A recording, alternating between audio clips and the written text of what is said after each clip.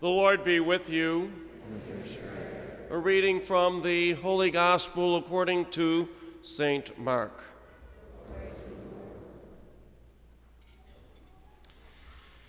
Jesus departed from there and came to his native place accompanied by his disciples. When the Sabbath came, he began to teach in the synagogue, and many who heard him were astonished. They said, "Where did this man get all of this? What kind of wisdom has been given to him? What mighty deeds are wrought at his hands? Is he not the carpenter, the son of Mary, and the brother of James and Joseph, and Judas and Simon? Are not his sisters here with us?" And they took offense at him. Jesus said to them, "A prophet is not without honor except in his own native place, and among his own kin, and within his own house." So he was not able to perform any mighty deeds there, apart from curing a few sick people by laying hands on them. He was amazed at their lack of faith. The Gospel of the Lord. Praise you, Lord Jesus Christ.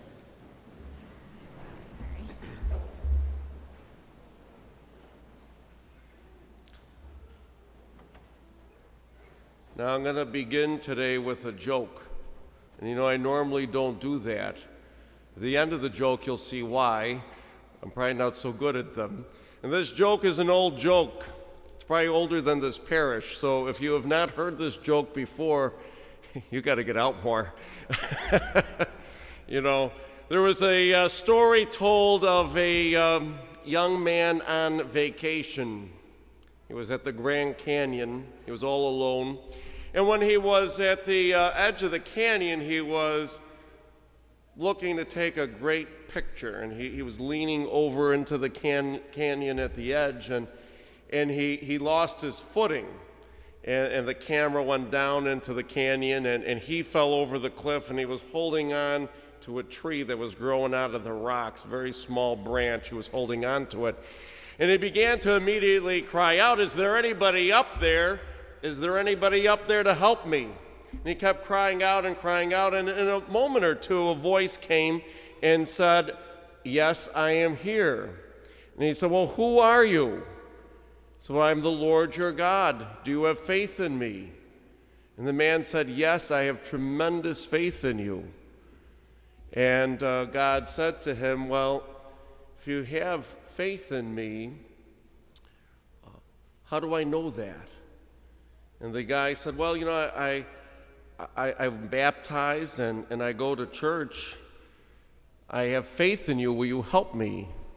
And God said, "Well, if you really have faith in me, you got to show me that you really have faith in me. How do I really know you have faith in me?" And the guy went on to say, "Well, I got confirmed when I was in high school, and I donate to charity. I have faith in you."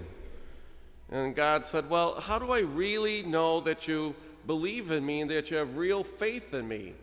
And the guy said, "I have so much faith in you, I will do anything for you. Believe me, I have tremendous faith in you." And God said, "Okay, I believe you.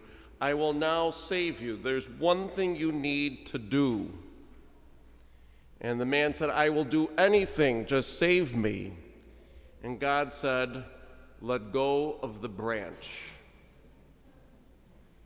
And there was silence, and a moment or two passed, and the guy starts to shout, "Is there anybody else up there who can help me?"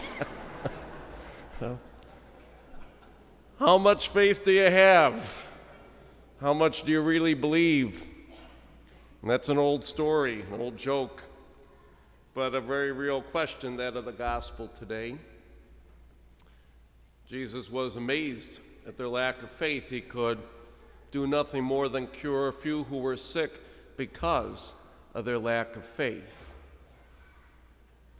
Have you ever really had to stand for your faith?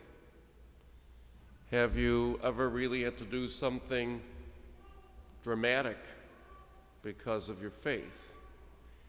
And have you ever had to defend your faith?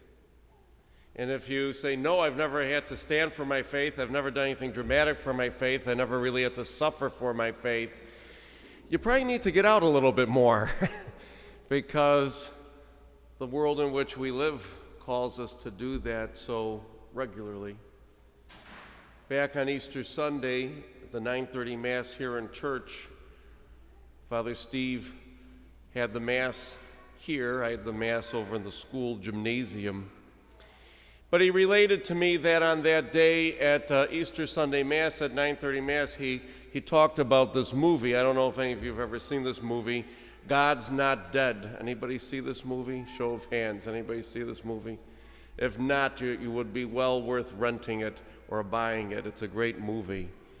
And basically the movie is about a professor, philosophy professor in a college, who begins the first class by telling all of the students to pull out a sheet of paper and write, God is dead. And all of the students do that, except one. In the show, I believe his name is Josh. He refuses to write God is dead. And it begins an interaction where the professor, squeezing him to do that, he refuses to, and he said, well, in order for you to pass this course, you're going to have to prove to me that God is not dead. And prove to the students.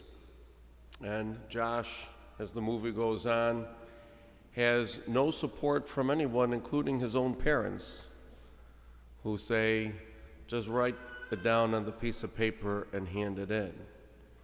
And at the end of the movie, I won't tell you what happens, but he certainly succeeds in proving that God is not dead, that God is alive. I won't ask for a show of hands today, but Father Steve was quite upset on Easter Sunday because he did ask for a show of hands of those in church. And he said to our young people, if you're in grammar school, high school, college, if you were asked to do that, how many of you would be brave like Josh and refuse? And he said very few hands went up. And he was very upset. So he repeated the question a second time, thinking maybe people didn't get the question right. And the same number of hands went up. And then he tweaked the question Easter Sunday morning, and he addressed the parents and the grandparents. He said, well, how many of you would support your son or your daughter in being like Josh and saying God is not dead, to take an F in a course rather than say God is dead? And he was very upset because very few hands went up that would support the statement, God is not dead. I think it's a unusual circumstance, but not so unusual because I believe this is based on a true story, this movie, and not an uncommon thing in our college campuses today, which really are hotbeds of atheism. They are. How would you answer that question? In the past week, last weekend, I preached on the Supreme Court decision. I will not preach on that a second time today, but if you would like to know what I said, go online. It's there on YouTube as well as on our parish website. If you have not been engaged in a conversation since Friday a week ago about the decision of same-sex marriage and how it relates to our Catholic faith, you really got to get out a little bit more because it is definitely a conversation, and especially for us as Catholics to live in that balance that we always respect every human being created in God's image and likeness, and that there is no room at all for any prejudice or disrespect, but on the other side of the coin to remain truthful to what marriage truly means in God's eyes. It's been a difficult week and a half to be a Catholic because we're the targets from some on that debate. And if you've had that debate, where did you side? And if that debate may be going on in your own mind or in your own heart, where do you side? Is it with the faith of God, or is it with secular humanism and relativism? To really stand for our faith is very practical, and if you do not have those moments, you probably need to go out a little bit more. You know, today in the afternoon I received a text message followed by an email about one of our young college students from St. Greg's. He's actually at this Mass right now, but I won't peg him out. And last night he was downtown Buffalo and went to one of the clubs. I won't say the name of the club to protect the guilty. I'm going to have fun with them in a letter later this week, reminding them, the pastor them, of the parish that I am and what I could say about them. I'll have fun with that. He was getting in line to go past the bouncer to get into the club, and he was denied access because the bouncer told him, "You got to take that off." He had a cross on his neck and the cross hanging down on his shirt. And as the conversation went, as was told to me, you know, first of all, it took him a couple moments to realize what he wanted him to take off. It's like, really? You want me to take this off? Not happening. He refused. To the point that the manager came out, and the manager basically said, we don't allow that in our club. And they would not allow him into the club in downtown Buffalo unless he took the cross off that was around his neck. On Independence Day, where we celebrate our freedom, and I believe religious freedom is still written down on those books, I applaud that young man, because he walked away.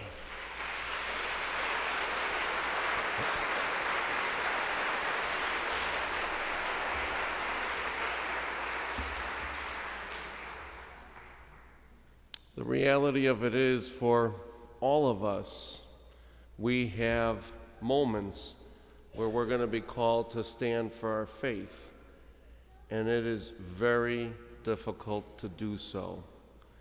And we remember the words of the second reading, St. Paul, "Therefore I am content with weakness, insults, hardships, persecutions, and constraints for the sake of Christ. For when I am weak, then I am strong." Simple question for us all today: how much faith do we really have? And to what extent are we willing to stand and live by the faith that we obviously profess, since we're here on a holiday weekend on a sunny, warm day in Buffalo, New York?